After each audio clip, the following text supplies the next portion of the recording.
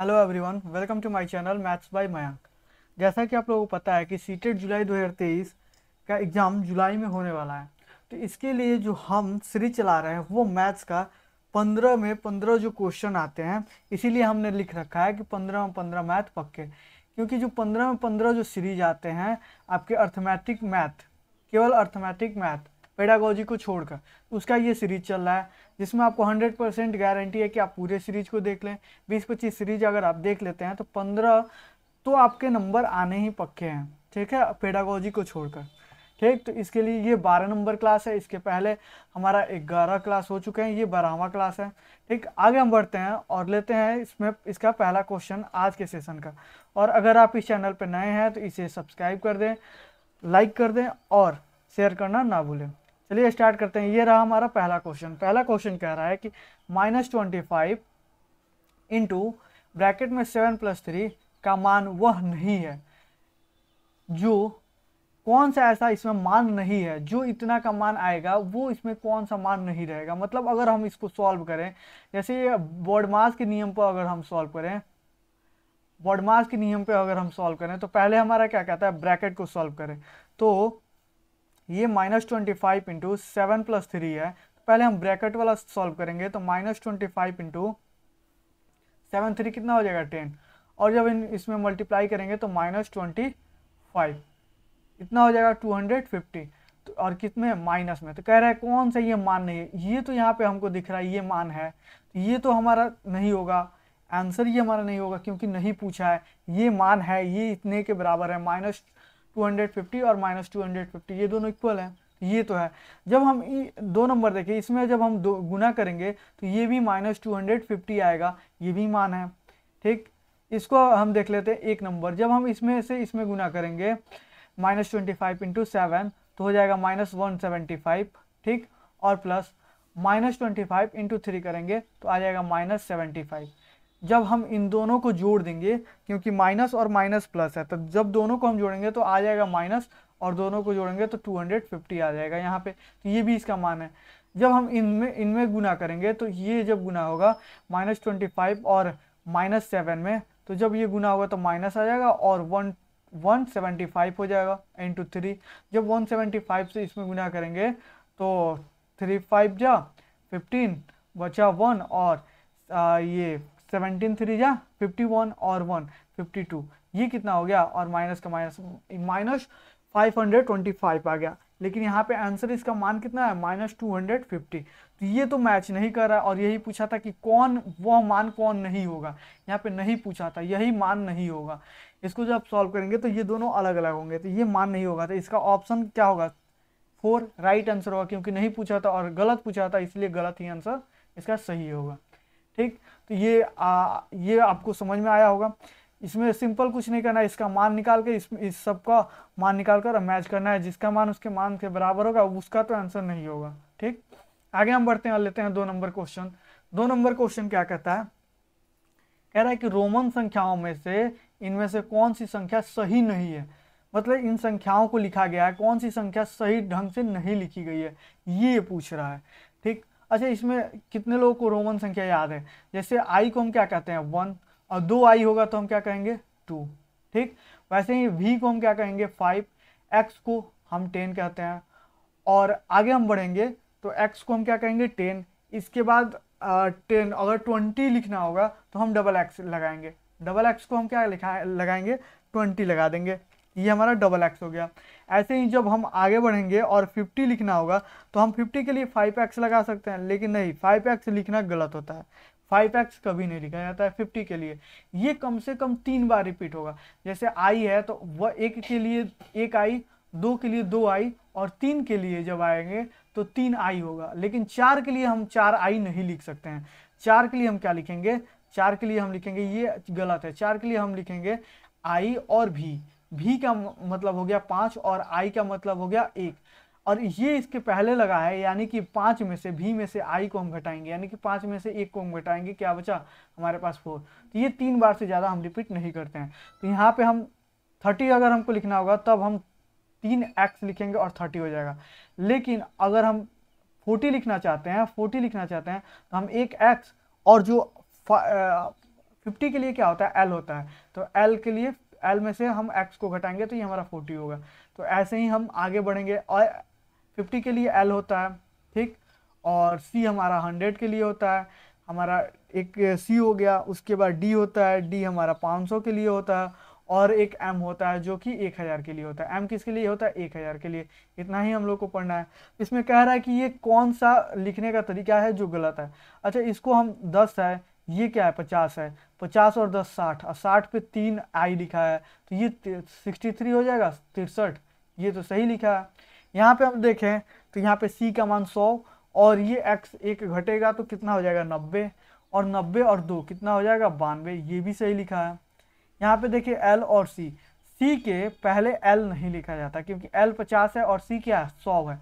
अगर 90 लिखना हो तो हम एक्स और सी लिखेंगे, या फिर अगर हम 60 लिखना हो तो एल और एक्स लिखेंगे। कभी इसका मान आप ज्ञात ही नहीं कर सकते। ये 50 और 100, पहले 50 लिख रहा है तब 100 लिख रहा है, क्या हो गया, इसका मतलब क्या हुआ, 100 में से 50 घटाएंगे, ऐसा नहीं होगा। जब 50 के लिए एक अलग एल दिया है तो 100 में से 50 घटा के 50 लिखने का क्या मतलब है। तो ये गलत लिखा गया है, यहाँ पे एल सी गलत लिखा गया है। इसको हम जांच लेते हैं। ये एल के जगह, एल के पहले एक्स है यानी कि 40, और भी के पहले आई है यानी कि 4, 40 और 4 कितना हो गया 44, 44, ठीक है। तो ये सही है। तो इसका आंसर क्या होगा, इसका आंसर सी नंबर ऑप्शन होगा। नहीं पूछा था और नहीं इसका आंसर होगा। आगे हम बढ़ते हैं, थर्ड नंबर क्वेश्चन लेते हैं। थर्ड नंबर क्वेश्चन क्या कहता है कि निम्नलिखित में से कौन सा कथन सत्य नहीं है। इसमें भी क्या पूछ रहा है, सत्य नहीं है, यानी कि जो गलत है वही इसका आंसर होगा। कह रहा है कि दो संख्याएं एक्स और वाई के HCF और LCM 15 और 120 है, ठीक है। अच्छा, यहाँ पे अगर HCF देखें तो HCF का मतलब क्या होता है, HCF का मतलब होता है हाईएस्ट कॉमन फैक्टर। यहाँ पे क्या होता है, फैक्टर, ठीक है, हाईएस्ट कॉमन फैक्टर। और एलसीएम जब निकालेंगे तो ये होता है लोएस्ट कॉमन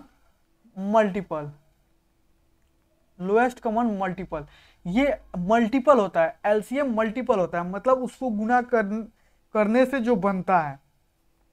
अगर हम कहें 120 एलसीएम है, यानी कि 120 के जब हम टुकड़े करेंगे, 120 के 2 के 60, 2 से 30, 2 से 15, 5 से 3, ऐसे जब हम इनको गुना करेंगे तो ये हमारा क्या होगा, मल्टीपल हो गया। और फैक्टर क्या होगा, फैक्टर जो होगा वो 120 इनका फैक्टर होगा। इनको गुना, इनको वो किस चीज से कटता है वो उसका क्या होता है, फैक्टर होता है, ठीक है।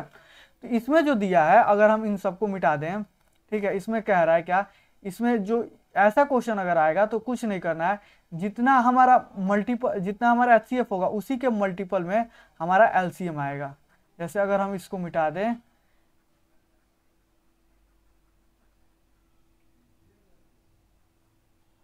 इसको अगर हम मिटा देते हैं और हम देखते हैं कि LCM और HCF में, जैसे ये कह रहा है कि HCF कितना है 15, अगर कोई भी संख्या का HCF 15 है, यानी कि ये सबसे हाईएस्ट है जो कि दो संख्याओं को भाग कर रहा है।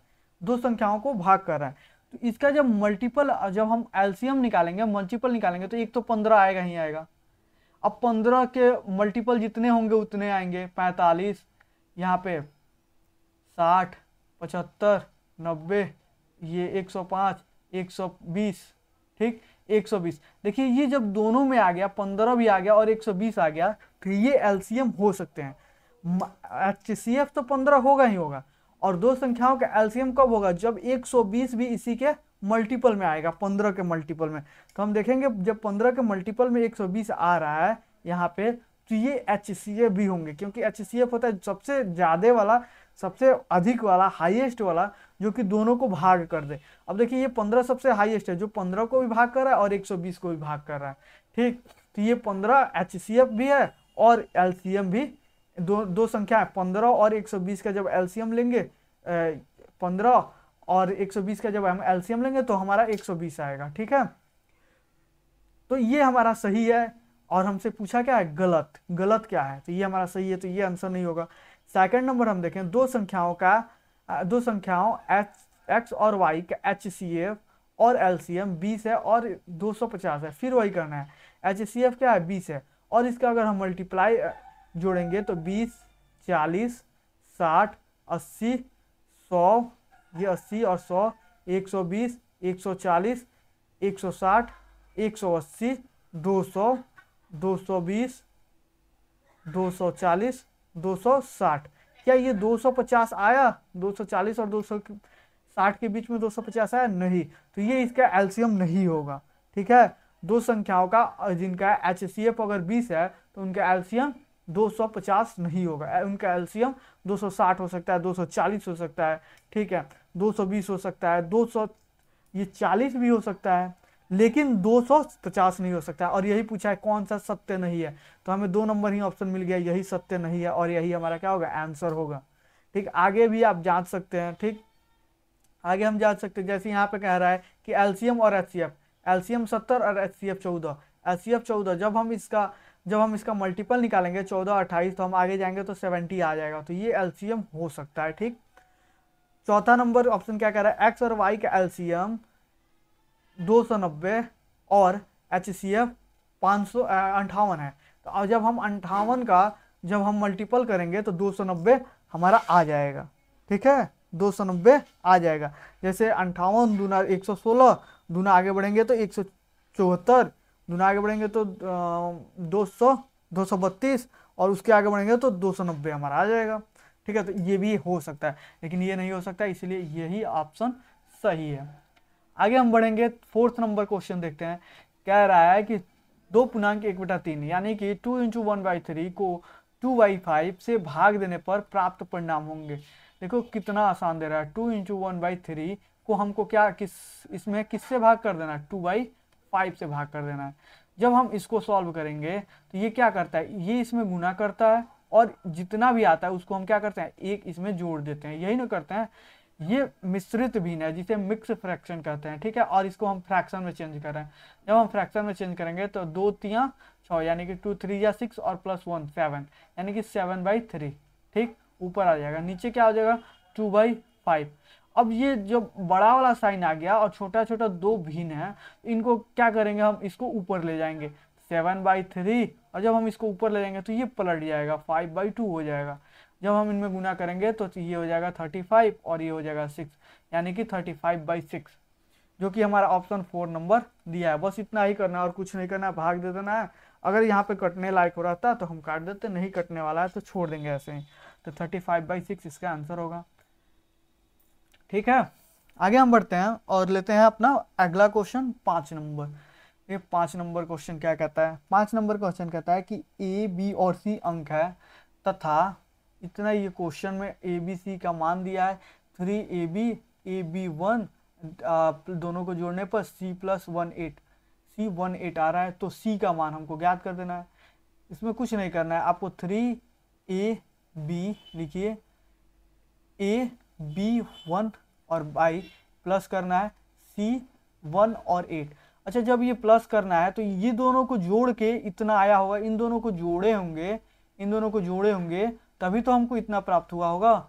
तो हम क्या करेंगे? ये अंक दिया, ये अंक दिया, ये नहीं दिया है, तो हम क्या करेंगे? जैसे इसको अगर हम देखें तो हम b + 1 = 8 दिया है, यही ना है, जोड़े हैं b + 1 = 8, तो यहाँ पे b का मान जब निकालेंगे तो ये 1 इधर जाएगा और यहाँ पे क्या आ जाएगा? b = 7, यानी कि हम b की जगह पे हम क्या लिखेंगे?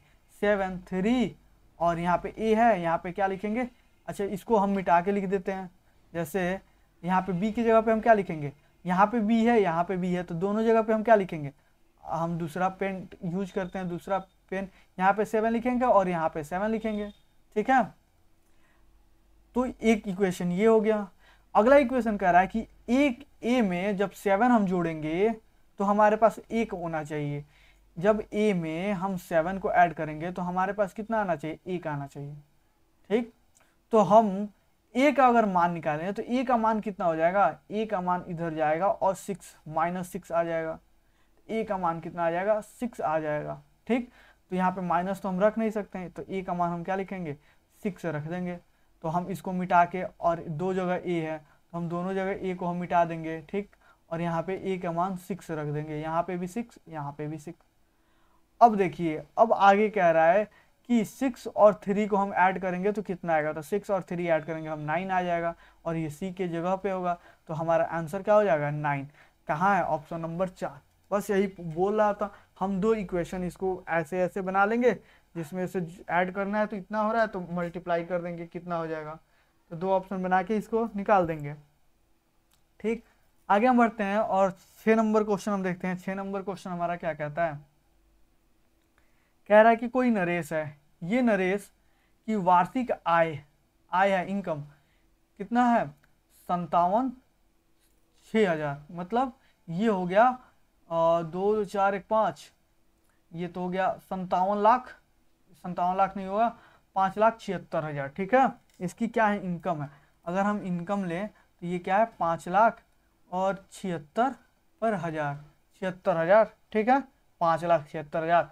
इसकी बचत कितनी है 72,000, ये बचत है मतलब एक्सपेंडिचर है, कितनी है 72,000। एक्सपेंडिचर कितनी है 72,000, इधर से हम लिख दें 72,000। ठीक, जब इनकम और एक्सपेंडिचर निकल गया तो उसकी बचत और आय का व्यय का अनुपात निकालना है। व्यय क्या है एक्सपेंडिचर, ठीक है, और बचत क्या है, बचत आपकी सेविंग। अब हम यहाँ से जब दोनों को घटा देंगे तो हमारा क्या निकलेगा, सेविंग निकलेगा, और सेविंग कितना होगा यही पूछ रहा है। सेविंग हम निकालेंगे तो दोनों को हम घटाएंगे, 0 0 0, 6 में से 2 गया 4, 7 7 0, और 5 का 5 निकल गया। ये हमारा क्या है, ये हमारा सेविंग है, कितना 50,400, ये हमारा क्या है सेविंग है, सॉरी कितना है 5,04,000, ये हमारा क्या है सेविंग है। और हमारा व्यय कितना दिया है, व्यय एक्सपेंडिचर 72,000, इन दोनों का अनुपात, यानी कि बचत अनुपात में एक्सपेंडिचर। ठीक है, बचत हमारा क्या है 5,04,000, और हमारा सेविंग कितना है 72,000, एक्सपेंडिचर कितना है 72,000। जब हम इसका अनुपात निकालेंगे तो 3 0 से 3 0 काट देंगे। ठीक, पहले तो बचत ही है ना, अच्छा 3 0 से 3 0 काट देंगे, और ऊपर क्या हो जाएगा, क्या क्या बोला है बचत, यानी कि सेविंग और व्यय का अनुपात, सेविंग और व्यय का अनुपात, तो सेविंग और व्यय का अनुपात इतना हो जाएगा, तो इसकी बचत। ठीक है, जब हम इसको इधर से हम काटेंगे तो ये हमारा कितने बार में चला जाएगा 7 बार में। ठीक है, तो हमारा सेविंग कितना हो गया, हमारा सेविंग हो गया 7, और एक्सपेंडिचर कितना हो गया, एक्सपेंडिचर हो गया 72,000। यानी कि जब हम बचत हम निकालेंगे, बचत अनुपात क्या व्यय, बचत अनुपात व्यय निकालेंगे तो ये हमारा क्या आ जाएगा 1:7। ठीक है, बचत और अनुपात व्यय निकालेंगे तो ये हमारा क्या आ जाएगा, हमारा 1:7, और ये किस में है, ये थर्ड नंबर इसका ऑप्शन है। यही हमसे पूछा था, बचत और व्यय का अनुपात 1:7 इसका आंसर होगा। ठीक, आगे हम बढ़ते हैं 7 नंबर क्वेश्चन लेते हैं। 7 नंबर क्वेश्चन क्या कहता है, 7 नंबर क्वेश्चन कह रहा है कि यदि 3x + 5 = 0 तो x² - 3x का मान निकालना है। कुछ नहीं, यहाँ से हम क्या निकालेंगे, x का मान, 3x + 5 = 0, 3x = 5 को इधर भेजेंगे -5, x का मान अगर हमको चाहिए, x का मान निकालेंगे -5/3। ये जो x का मान आ गया, ये जो x का मान आ गया, इस x को मान को हम उठा के इसमें रख देंगे। यहाँ पे x का मान यहाँ पे लिखिए, x के मान को इतना आपको लिखना नहीं है, आप बस रख दीजिए x के मान को x² - 3x में रखने पर। ठीक है, रखने पर। ठीक, तो यहाँ पे x² है तो -5/3 का स्क्वायर। ठीक, और -3 है, -3 इंटू माइनस कितना -5/3, यही ना होगा। जब इसका स्क्वायर करेंगे तो ये हो जाएगा 25/9। जब हम इसमें इसका हटाएंगे ये ब्रैकेट को तो 3 से 3 हम काट देंगे, बचा माइनस और प्लस, तो माइनस और -5 कितना हो जाएगा, माइनस माइनस प्लस और 5, 25। जब हम एलसीएम ले लें 9 से तो ये 25 + 45, जब हम इन दोनों को हम ऐड करेंगे तो ये हमारा कितना हो जाएगा, ये 60, ये 50 और 2 70, 70/9 कितना आ जाएगा हमारा 70/9। अब ये तो 70/9 यहाँ पे हमको दिख नहीं रहा है, ये सब मिक्स फ्रैक्शन में है, तो इसको हम मिक्स फ्रैक्शन में करेंगे, 70 में हम 9 से डिवाइड करेंगे जब हम डिवाइड करेंगे तो कितनी बार में जाएगा, 8 बार में, 8 बार में ज़्यादा चला जाएगा, 7 बार में, ठीक, 7 बार में 63, 7 बच गया, तो हम यहाँ पे लिख देंगे 7 मल्टीप्लाई बाई 7/9, और यही हमारा क्या होगा, आंसर होगा। 7 × 7/9 हमारा आंसर होगा, इसका मान इतना आ गया, ठीक। तो यही हमसे क्वेश्चन पूछा था, यही हमारा आंसर। देखिए ये पेपर 2 का है और बहुत इजी क्वेश्चन आता है, कोई मतलब ज़्यादा हुआ नहीं है, लोग यूट्यूब पे हुआ बनाए रखे हैं कि ये है वो है, कुछ नहीं है। आप प्रीवियस ईयर पेपर देख के जाओ, आप 50 में ये 30 में 30 आप करके आएंगे, सॉरी 15 में 15 आप करके आएंगे। पेडागोजी अगर आपका अच्छा है तो आप 30 में 30 एकदम फुल मार्क्स आपको मिलेगा, ठीक है। आगे हम बढ़ते हैं, 7-8 नंबर हम क्वेश्चन लेते हैं। 8 नंबर क्वेश्चन क्या कहता है कि यदि P का मान दिया है, Q का मान दिया है, R का मान दिया है, तो P × Q माइनस R बराबर होगा। कुछ नहीं करना है, P × Q माइनस R। यहाँ पे P का मान कितना दिया है, 3x² + y, ठीक है, प्लस y इंटू, इसको ब्रैकेट में कर देते हैं। Q का मान कितना दिया है, Q का मान दिया है 2x² + 3y², और माइनस R का मान कितना दिया है, तो माइनस में इसको R का मान इसमें लगा देंगे, 4x⁴ और प्लस 5y⁴, ठीक है। जब हम इसमें मल्टीप्लाई करेंगे तो पहले 3 से हम इसमें मल्टीप्लाई करते हैं, तो 3 × 2 = 6x⁴। अब 3 से 3y² में मल्टीप्लाई करेंगे तो 3 × 3 = 9 x² y², ठीक है, प्लस y² से जब 2x² में करेंगे मल्टीप्लाई तो 2x² y² प्लस y² से करेंगे तो 3y⁴, और माइनस ये हो जाएगा 4x⁴, ये भी माइनस में आ जाएगा, हटेगा ब्रैकेट तो 5y⁴। अब जो जो कटने वाला है, ये जो जो जुटने वाला है उसको जोड़ देंगे। यहाँ पे 6x⁴ है और यहाँ पे -4x⁴ है। जब ये दोनों आके घटेंगे तो हो जाएगा 2x⁴, ठीक। देखिए इसमें सब में 2x⁴ है, 9x² y² और 2x² y², जब दोनों को हम ऐड करेंगे तो हो जाएगा 11x² y², ठीक। यहाँ क्या बचा, 3y⁴, यहाँ बचा -5y⁴। जब इन दोनों को जोड़ेंगे तो ये क्या होंगे, घट जाएंगे और हो जाएगा 2y⁴। तो यही इतना बचा और यही हमारा क्या होगा, आंसर होगा। ये ऑप्शन किस में है, 2x⁴, 11x² y² -2 4y, पहले नंबर पे ही है। दूसरे में यहाँ पे 9x² y² डाल दिया है, तीसरे में देखे 13 डाल दिया, चौथे में 10 डाल दिया, तो हमारा आंसर क्या होगा, 1 नंबर हमारा आंसर होगा। कुछ नहीं करना है, सिंपल उसका मान वहाँ पे रख के बर्ड मास का नियम लगा देना है। बर्ड मास से बहुत ज़्यादा क्वेश्चन आते हैं, लगभग 3 या 4 क्वेश्चन बर्ड मास से आ जाता है, क्योंकि मतलब बर्ड मास का उसमें रूल जो है ना वो लगाना, वो आपको देखना चाहता है कि आपको जोड़ घटाव गुना भाग आता है कि नहीं, बस। आगे हम बढ़ते हैं, 9 नंबर क्वेश्चन लेते हैं। कह रहा है कि निम्न में से किस आकृति में रैखिक समिति है परंतु घूर्णन समिति नहीं है। तो हम सिंपल इसका आंसर होगा पतंग। पतंग को देखते ही हम लगा देंगे। देखिए समानांतर चतुर्भुज, जब हम समानांतर चतुर्भुज बनाएंगे तो इसमें रैखिक समिति भी है, और जब हम इसको घुमाएंगे तो ये घूर्णन समिति भी बन जाएगी। आयत भी वही है और समचतुर्भुज भी है। लेकिन पतंग कैसे होती है, पतंग थोड़ी सी कोनेदार होती है।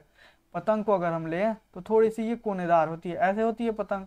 आप देखेंगे यहाँ पे एक स्टिक लगा रहता है, ऐसे एक स्टिक लगा रहता है, यहाँ पे धागे को बांध देते हैं और हम पतंग को क्या करते हैं, उड़ाते हैं। तो जब एक क्योर ये बड़ा है तो इसका अगर हम यहाँ से हम इसको काट दें तो रैखिक समिति तो है ही है, रैखिक समिति इसमें है। लेकिन जब हम इसको एक टर्न ऐसे घुमा देंगे तो आप सोचिए ये कैसे हो जाएगा, ये वाला पर्सन इसका लंबा हो जाएगा और ये वाला छोटा हो जाएगा। क्या इस पर फिट बैठेगा, ये हो जाएगा ऐसे आएगा। और यहाँ से अगर हम करें ऐसे और ऐसे और ऐसे और ऐसे बैठ जाएगा। तो क्या ये समिति घूर्णन समिति है, नहीं है। तो पतंग हमारा घूर्णन समिति नहीं है। रैखिक समिति पतंग में होता है। और कितनी रैखिक समितियां होती है पतंग में रैखिक समिति 1 होती है। और समानांतर चतुर्भुज में रैखिक समिति 2 होती है। आयत में रैखिक समिति कितनी होती है, आयत में भी 2 होती है और समचतुर्भुज में भी 2 होती है। ठीक है, वृत्त में कितनी रैखिक समिति होती है? तो अनंत रैखिक समितियां होती हैं वृत्त में। ठीक, आगे हम बढ़ते हैं, 10 नंबर क्वेश्चन लेते हैं। 10 नंबर क्वेश्चन क्या कहता है? किसी त्रिभुज के तीनों कोणों का अनुपात 3:5:4 है। तो सबसे बड़े कोण x है, इसमें सबसे बड़े जितना जिसका अनुपात सबसे बड़ा होगा ना वही सबसे बड़ा कोण भी होगा। 5 सबसे बड़ा है तो यही x भी है। ठीक है, तो अब x का मान इस 4x + 9 डिग्री का मान में क्या होगा? मतलब इसमें 4x का मान रख के उसका मान जो आएगा वही इसका आंसर होगा। अच्छा, हमको पता है कि कोई भी त्रिभुज हम ले लेते हैं, कोई भी त्रिभुज, इसके अंदर जो कोण बनते हैं ना, ये वाला जो कोण, मानो x y और z हम बना दिए, अच्छा x y z हम ना बना के हम a b और c हम कोण बना दिए, तो angle a plus angle b plus angle c कितना होगा? 180 डिग्री होगा। मतलब किसी भी त्रिभुज है, कोई भी त्रिभुज है, उसके अंतः कोणों का योग कितना होता है? उसके अंतः कोणों का योग 180 डिग्री का होता है। ये बात आप याद रखें, इससे क्वेश्चन बनता है। कह रहा है कि इनके अंतः कोणों का जो कोण का मान दिया है ना, वो अनुपात में दे दिया है, 3:5 और 4। तो हम मान लेते हैं ये 3 डिग्री है, ये 5 डिग्री है, ये 3 थीटा है, ये 5 थीटा है और ये 4 थीटा है। ठीक, तो जब हम इन तीनों को जोड़ेंगे तो 180 डिग्री आना चाहिए। मतलब 3 theta plus 5 theta plus 4 theta is equal to 180 degree. कोई दिक्कत? कोई दिक्कत नहीं। जब हम इसको जोड़ेंगे तो 3, 5 और 4, 9 और 3 12 और ये थीटा हो जाएगा, 12 theta is equal to 180 degree. Theta का जब हम मान निकालेंगे तो ये हमारा कितना आ जाएगा? 15 डिग्री। थीटा का मान हमारा कितना आएगा? 15 डिग्री। तो जब हम यहाँ पे 3 थीटा रखेंगे तो यहाँ पे हम थीटा का मान 15 रखेंगे तो ये हमारा कितना आ जाएगा? ये हमारा 45 डिग्री का आ जाएगा। ठीक, जब यहाँ पे 5 थीटा रखे थे तो थीटा का मान 15 रखने पर कितना आ जाएगा? 75 डिग्री हो जाएगा। और 4 की जगह पे कितना आ जाएगा? 60 डिग्री हो जाएगा, 4 थीटा। ठीक, इसमें कह रहा है कि सबसे बड़ा जो कोण होगा x, उसे x कहेंगे। सबसे बड़ा जो कोण होगा वो क्या होगा? x। तो सबसे बड़ा अगर कोण देखें तो ये 75 है। बोले थे ना, जो यहाँ पे बड़ा होगा वही यहीं पे भी बड़ा होगा। तो 75 क्या होगा? x, यानी कि x का मान क्या हो गया? 75 डिग्री। ठीक है, 75 डिग्री, 75 डिग्री। अब हमको क्या करना है? इस x का मान 4x + 9 डिग्री में रख देना है। जब 4 × 75 और + 9 करेंगे 9 डिग्री तो कितना आ जाएगा? जब हम इसमें गुना करेंगे तो ये 7 × 28 280 और 20, 280 और 20 पूरे का पूरा 300 हो जाएगा, प्लस 9 डिग्री। 300 डिग्री 9 डिग्री कितना हो गया? 309 डिग्री। यही हमसे पूछा था कि इसका मान x का मान 4x + 9 डिग्री में रखने पर कितना आएगा? तो वो कितना आ जाएगा? 309 डिग्री। ठीक, 309 डिग्री। तो इसका आंसर क्या होगा?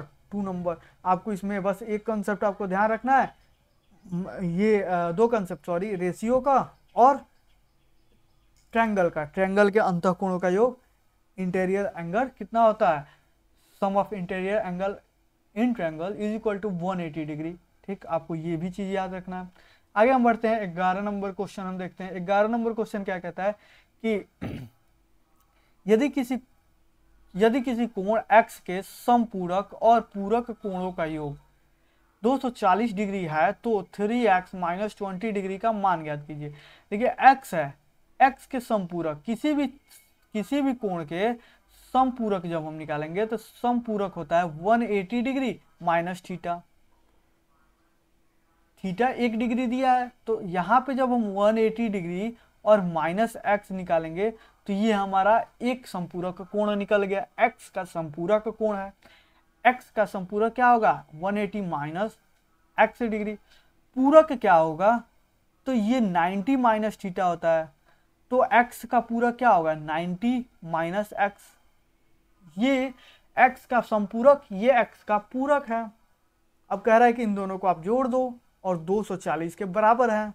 जब हम यहाँ पे अगर 180 डिग्री माइनस एक्स प्लस में 90 डिग्री माइनस एक्स को जब हम जोड़ रहे हैं यहाँ पे, तो हमारा कितना मिल रहा है? 240 डिग्री। ठीक है, तो यहाँ से x का मान निकाल सकते हैं बहुत इजीली तरीके से। 180 डिग्री और 90 डिग्री 270 डिग्री, माइनस एक्स और माइनस एक्स कितना हो गया? -2x is equal to 240 degree. यहाँ से -2x को उधर ले जाते हैं, 270 डिग्री को इधर रखते हैं, 240 डिग्री को इधर लाते हैं और यहाँ से इस -2x को इधर ले जाते हैं तो हो जाता है +2x। ठीक, इनमें हम क्या करेंगे, इनमें सब्ट्रैक्ट करेंगे तो हमारा हो जाएगा 30 degree is equal to 2x। यहाँ से अगर हम x का मान निकालें तो हमारा कितना हो जाएगा 15 डिग्री। कितना हो जाएगा 15 डिग्री। अब कुछ नहीं करना है, इस x का मान उठा के 3x - 20 में रख देना है। यहाँ पे 3x - 20 में हम x का मान रखेंगे यहाँ पे 15 डिग्री, तो ये 15 तिया कितना हो जाएगा 45 और -20 कितना हो गया 25 डिग्री। और यही हमसे पूछा था इसका मान कितना होगा, तो इसका मान क्या होगा 25 डिग्री। थर्ड नंबर इसका ऑप्शन आंसर होगा। ठीक, आपकी ये बात समझ में आई। पूरक और संपूरक क्या होता है, दो कोण अगर 180 डिग्री है तो उसे संपूरक कोण कहेंगे। दो कोणों का योग 180 डिग्री है तो वो संपूरक का कोण कहलाएगा, और दो कोणों का योग 90 डिग्री है तो वो पूरक कोण कहलाएगा। ठीक है, आगे हम बढ़ते हैं, 12 नंबर क्वेश्चन लेते हैं। 12 नंबर क्वेश्चन क्या कहता है कि यदि एक षटभुजाकार आधार वाला एक पिरामिड के फल को शीर्षों और किनारों की संख्या क्रमशः f, v और e है, तो निम्नलिखित में से कौन सा कथन सत्य है। ठीक है, कह रहा है कि एक षष्ठ कोण बनाए, जिसे हम षटभुजाकार पिरामिड भी कहते हैं। षट कोण आ गया, पहले हम षटकोण तो आगे बनाए कैसे, जिसमें 6 भुजाएं होंगी, 1 2, ठीक है, 3 और 4, और इधर से भी ऐसे 5 और ये होगा 6 भुजा होंगी। अब 6 भुजा को जब हम इसमें इसका पिरामिड बनाते हैं, इसका हम पिरामिड बनाते हैं। ठीक है, ध्यान दीजिएगा इसका पिरामिड कैसे बनता है। जब हम पिरामिड बनाएंगे, मानिए कि यहाँ पे हम एक बिंदु देते हैं, यहाँ से इस बिंदु को क्या करते हैं मिला देते हैं। ठीक, एक मिनट, यहाँ से इस बिंदु को मिला देते हैं, या इस कोने से इस बिंदु को मिला देते हैं, इस कोने से भी हम क्या करते हैं इस बिंदु को मिला देते हैं, इस कोने से भी हम क्या करते हैं इस बिंदु को लाकर मिला देते हैं, इस कोने से इस बिंदु को मिला देते हैं, और इस कोने से भी हम इस बिंदु को मिला देते हैं। तो ये जो भाग हो गया ना, ये ऊपर की ओर उठा हुआ होता है, मतलब जैसे त्रिभुज में ऐसे उठा हुआ होता है ना। ठीक है, तो यही पिरामिड का आकार का होता है। तो यही ये भाग हम नीचे जो बनाए हैं ना, एक मिनट, जैसे अगर हम बनाए हैं ये जो भी अगर हम बनाए हैं, अगर हम षटकोण यहाँ पे बनाए, जैसे यहाँ से एक ऐसे हम बना देते हैं षटकोण, ठीक है, जिसमें 6 भुजाएं होंगी, और कुछ नहीं करना है। कितना 1 2 3 4 5, अच्छा 5 ही भुजा होगी, नहीं एक मिनट, ये हाँ ये और ये। ठीक है, जैसे इसको कैसे बनाया जाए, एक मिनट, इधर और इधर, एक इधर एक इधर, ठीक, 4 भुजा होंगे, 5 भुजा और 6 भुजा। यहाँ पे हम एक हाइट पे ऊपर यहाँ पे एक बिंदु डाल देते हैं, इस बिंदु से इस शीर्ष को, और इस शीर्ष से इस शीर्ष को, फिर इससे इसको पूरे शीर्ष को हम क्या करते हैं मिला देते हैं। अब ये देखिए, ये 3D में ये इसका हाइट हो गया, ठीक, ये इसका बेस हो गया। तो इसमें कितनी भुजाएं हैं, ये एक शीर्ष, ये दूसरी शीर्ष, 3 शीर्ष, 4 शीर्ष, 5 शीर्ष और 6 शीर्ष, यही हो गया। अब आपको समझ में आ रहा होगा कि ये पिरामिड बना कैसे। ठीक, ये पिरामिड बना कैसे, और ये हमारा क्या है, ये हमारा शीर्ष ऊपर वाला हो गया। ऐसे ही ना पिरामिड होता है। तो कह रहा है कि इसमें जो फलक है, फलक को किसको दिखाया, एफ से, मतलब एफ इसकी संख्या है। इसकी संख्या कितनी है, फलक क्या होता है, जो चपटा हो, मतलब जिसका फेस दिखाई देता है। एफ से क्या होगा, फेस। जैसे ये इस साइड को हम देखें, इस साइड को, यहाँ से अगर हम ऊपर जाएं, यहाँ तक अगर हम देखें, आप थोड़ा ध्यान से इस चीज़ को अगर आप देखें, तो ये एक फलक हो गया। ठीक, एक फलक। ऐसे ही इस बेस पे एक फलक मिला, इस बेस पे हमको दूसरा फलक ऐसे मिलेगा, ये वाला। इस बेस पे हमको तीसरा फलक मिलेगा, ये वाला। ये चौथा बेस, ये पांचवा बेस, ये छठा बेस, यानी कि 6 बेस हैं। तो हमको कितने फलक मिलेंगे, हमको 6 फलक मिलेंगे। कोई दिक्कत नहीं। अगर ये 3D मैप में रहता तब ना हम गिन सकते हैं, ऐसे तो इसमें एज्यूम ही कर सकते हैं ना। अगर चार, अगर किसी किसी कोई वर्ग है, अगर किसी वर्ग का, अगर हम किसी कोई वर्ग है, चाहे मान लीजिए ये आयत है, आयत को अगर हम पिरामिड में बदलें तो आयत में कितने हमको फेस दिखेंगे, एक फेस आगे, एक फेस पीछे, एक फेस साइड में, एक फेस इस साइड में, चार फेस। क्यों चार फेस? क्योंकि चार भुजाएं हैं। तो इसमें कितनी भुजाएं हैं? 6 भुजाएं हैं। तो कितने फेस दिखेंगे हमको? 6 फेस दिख गए। अब कह रहा है शीर्ष, शीर्ष कितने हैं? शीर्ष को दिखा कितना रहा है? वर्टेक्स भी से। तो हमारे पास भी कितना है, वर्टेक्स कितना है? 6 भुजाएं हैं, तो ये 6 शीर्ष हो गए हैं। 1 2 3 4 5 6। कितना? 6 कितना शीर्ष? अच्छा एक मिनट, फलक जो है ना, ये 6 भुजाओं के वजह से तो 6 फलक हमको मिल गए। 6 भुजाओं के वजह से 6 फलक मिल गए। एक इसका बेस का भी तो फलक होगा, बेस का भी तो फलक होगा। तो इसमें एक फलक और हम ऐड करेंगे और फलक की संख्या कितनी हो जाएगी? 7। 6 भुजा के से 6 फेस मिल गए, एक फेस हमको बेस से मिल गया, तो कितना फेस हो गया? 7। कितना फलक हो गया? 7। ऐसे ही शीर्ष को जब हम गिनेंगे तो शीर्ष 6 जगह पे यहाँ पे ये जुड़े हुए हैं, यही हमारा क्या है? शीर्ष है। तो नीचे 6 जगह पे हैं, एक ऊपर सारे शीर्ष आके एक जगह मिले हुए हैं। तो हमारे पास शीर्ष कितने हैं? शीर्ष हमारे पास 7 है, यानी कि फलकों की संख्या 7, शीर्षों की संख्या 7। अब कह रहा है किनारा, एड्ज। एड्ज मतलब किनारा। किनारा कितना है? ठीक, किनारा मतलब एड्ज। एड्ज कितना है? जो भी लाइन हमको दिखेगी वो हमारा एड्ज है। ये 6 लाइन का ये वाला है, तो ये 6 एड्ज हमारे पास यहाँ पे मिल गए। ठीक, उसके बाद ऊपर जो पिरामिड खींचे हैं ये भी तो एक किनारा है, ये भी तो यहाँ से एक किनारा है। तो प्रत्येक शीर्ष से 6 किनारे भी निकले होंगे। तो 6 किनारा नीचे और 6 किनारा ऊपर उठा हुआ, तो कितना किनारा हो गया? 12 किनारे होंगे।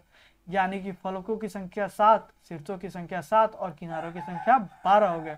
तो कह रहा है कि इन सभी को इसमें सेटिस्फाई कराना है रख के।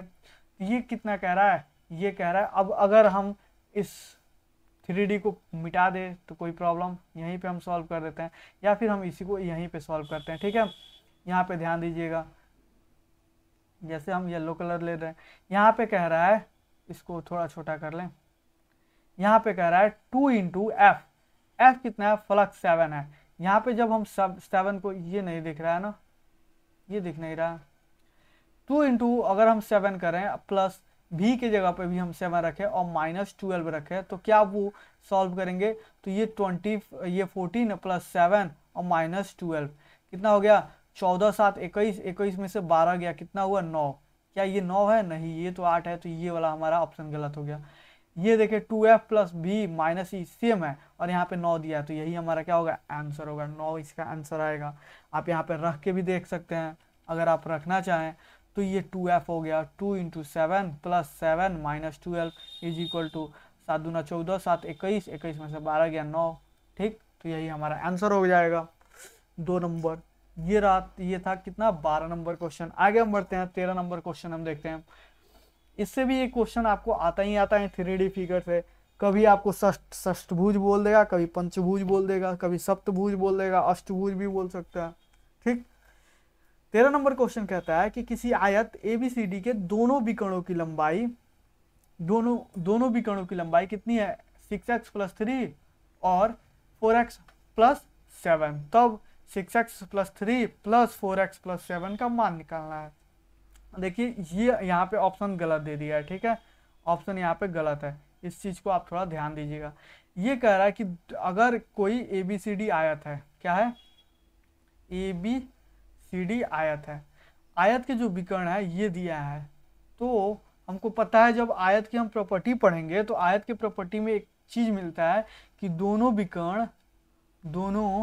विकर्ण आपस में समान होते हैं, आपस में समान होते हैं, मतलब बराबर होते हैं। ठीक है, तो जब ये एक विकर्ण है, मानो कि एक विकर्ण को डायगोनल फर्स्ट और डायगोनल सेकंड कहते हैं, तो ये हो क्या आ जाएगा? 6x प्लस 3 ये विकर्ण 4x प्लस 7 के बराबर होगा। और क्या हो सकता है? 6x प्लस 3 4x प्लस 7 के बराबर होगा। अच्छा हम क्या ऐसा रखें कि दोनों बराबर हो जाएगा, ठीक। तो यहाँ पे अगर 6x प्लस 3 4x को इधर लाएंगे तो 2x हो जाएगा, और 3 को उधर लाए जाएंगे तो 4 हो जाएगा। x का मान हमारे पास 2 आ गया। देखिए इन दोनों को सेटिस्फाई करा दीजिए, ये 2 का 12 और प्लस 3 इज इक्वल टू 15। यहाँ पे जब हम 2 रखेंगे तो 8 और प्लस 7 15, दोनों संतुष्ट हो गए। तो x का मान हमारे पास कितना आया, x का मान हमारे पास 2 आ गया। अब कह रहा है कि इस 2 को हम इसमें रखें, यानी कि 6 इंटू एक्स प्लस 3 और प्लस में 4x प्लस 7, जब हम इसमें रखेंगे तो 6 इंटू 2 प्लस 3 और प्लस 4 इंटू 2 प्लस 7, जब हम करेंगे तो यहाँ पे कितना हो जाएगा 12 प्लस 3 कितना हो जाएगा 15 और प्लस 12 ये कितना हो जाएगा, ये भी हमारा 15 हो जाएगा। 15 और 15 हमारा कितना आ जाएगा 30, ठीक। तो इसका ऑप्शन क्या होगा 30। सॉरी ये वाला ऑप्शन नहीं है, ये वाला क्वेश्चन नहीं, कोई और क्वेश्चन है, बाय मिस्टेक हम बोल दिए थे कि ये ऑप्शन गलत है, ऑप्शन सही है सब, ठीक है। और इसमें क्या हो जाएगा इसका आंसर हो जाएगा 30। इसका आंसर क्या हो जाएगा, इसका आंसर 30, ठीक है। आगे हम बढ़ते हैं और लेते हैं हमारा सेकंड लास्ट क्वेश्चन आज के सेशन का, जो कि एक महत्वपूर्ण क्वेश्चन है। और ये क्वेश्चन जो है वो बेलन से है, ठीक। सबसे पहले तो कुछ नहीं करना है, जो भी ऐसे प्रकार का क्वेश्चन है आप पहले उसका फिगर ड्रॉ कर लो, सबसे आसान काम, ठीक। अब कह रहा है कि बेलन का वक्र पृष्ठीय क्षेत्रफल क्या है, बेलन का वक्र पृष्ठीय क्षेत्रफल और कुल पृष्ठीय क्षेत्रफल, इसका इन दोनों का रिलेशन दिया है क्या, कि वक्र पृष्ठीय क्षेत्रफल उसके कुल पृष्ठीय क्षेत्रफल का 1/3 है। अच्छा वक्र पृष्ठीय क्षेत्रफल अगर हम देखें तो वक्र पृष्ठीय क्षेत्रफल क्या होता है, वक्र पृष्ठीय क्षेत्रफल होता है 2πrh, और कुल पृष्ठीय क्षेत्रफल क्या होता है 2πr into are plus H, ठीक है। तो कह रहा है कि 2πrh,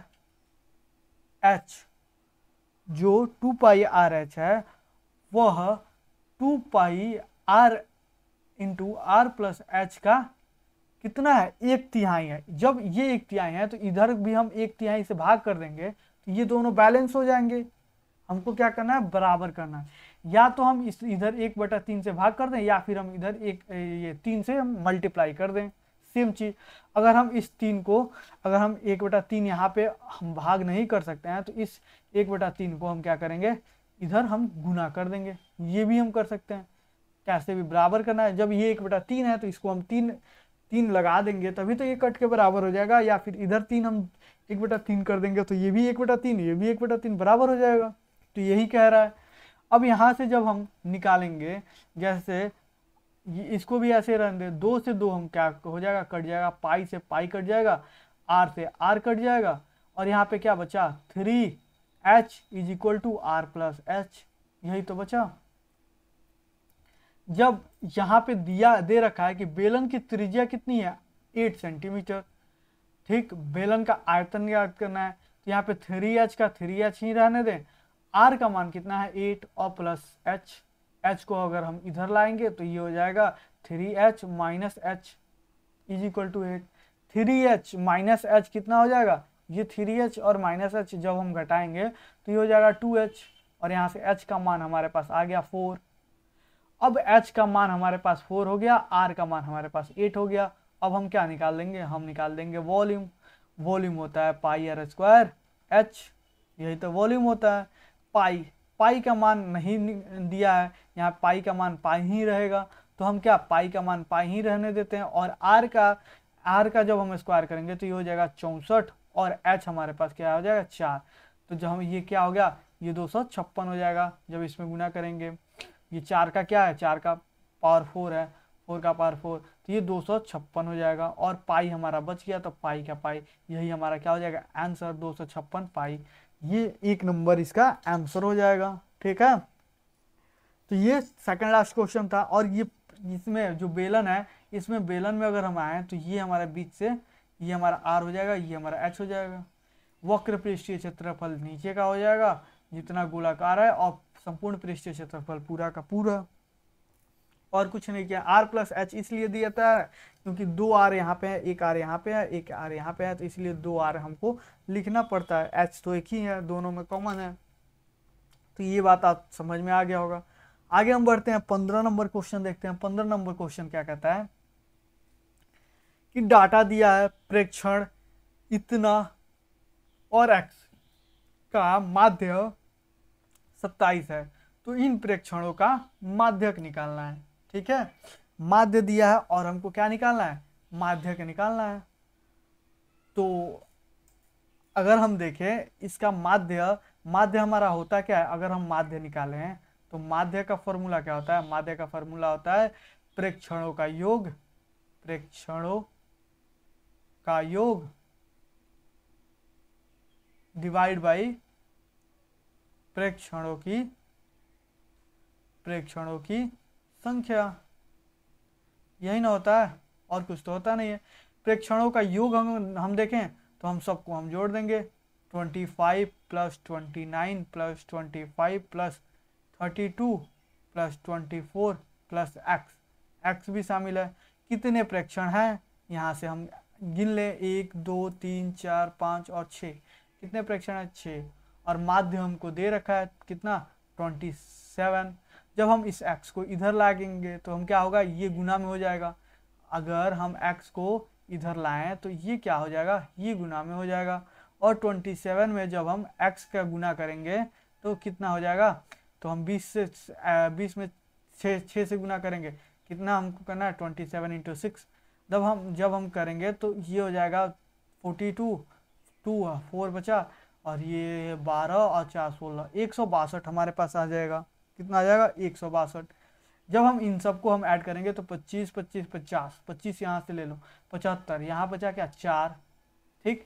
25 यहाँ से ले लो 100, इस 4 को इसमें एक दे दो तो ये हो जाएगा 25। कितना होगा, 125। यहाँ बचा 3 और यहाँ बचा 2, 125 और 3 2 5, 130। ऐसे ही हम जोड़ेंगे बहुत आसान तरीके से। तो 130 और कितना हो गया, 130 और 5 135, ठीक। ये हो जाएगा 25 25 50 25 75 25। अच्छा यहाँ से 7 9 बचेगा, यहाँ से 7 बचेगा, ठीक है। तो 25 25 50 25 75 100, और यहाँ पे एक दे देगा, ये वाला एक दे देगा, तो ये हो गया 25 125। यहाँ पे कितना था 4, तो ये हो गया 3 और 125 और 7 3 10, 135। ये हो गया 162 is equal to 135 plus X. हमको x का मान चाहिए, तो x का मान हम निकालेंगे तो 162 माइनस 135। जब हम इनको घटाएंगे तो कितना आ जाएगा, 12 में से 5 गया 7, यहाँ बचा 15 में से 3 2 27।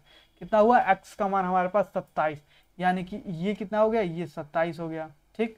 अब कह रहा है, अब क्या कह रहा है, इनको हम मिटा दें।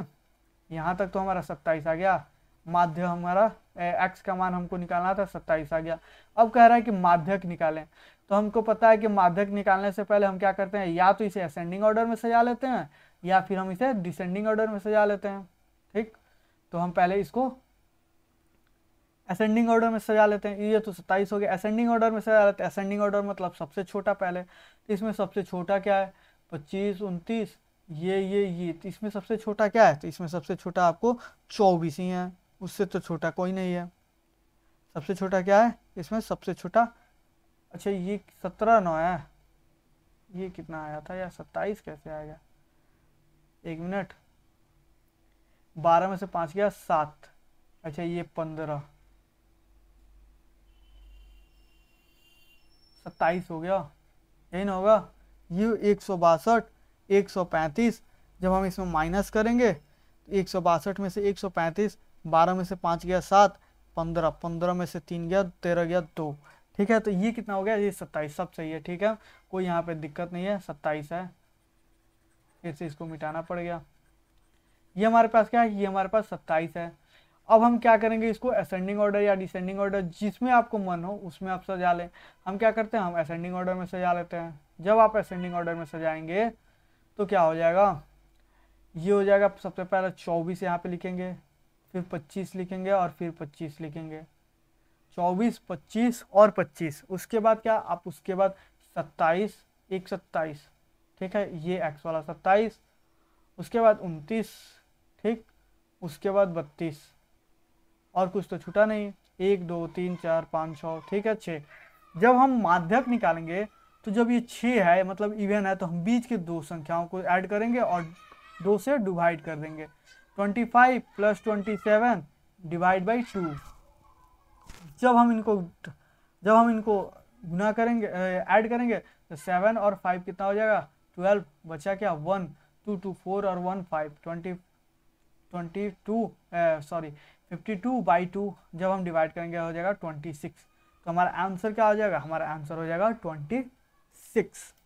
ठीक है, तो ये लास्ट क्वेश्चन था और इसका आंसर क्या हो गया 26। आगे हम आज के सेशन को यहीं पे हम विराम देते हैं। आगे और भी सेशन आपका आते रहेगा, जब तक आपका सीटेट जुलाई 2023 हो नहीं जाता तब तक मैथ के सेशन ऐसे ही चलते रहेंगे। आप इस सेशन में बने रहें और आगे भी आप बने रहें। आपने अगर चैनल को सब्सक्राइब नहीं किया है तो सब्सक्राइब कर लें, ताकि सबसे पहले नोटिफिकेशन आप तक पहुंचे।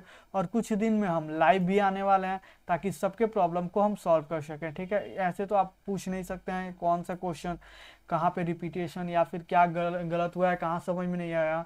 तो ठीक है, तो इसके लिए एक बार हम अब लाइव ही चलेगा, कुछ दिन और रुक जाएं, कुछ दिन बाद लाइव ही चलाएंगे। ठीक, तो आज के लिए बस इतना ही, मिलते हैं हम अगले सेशन में। जय हिंद।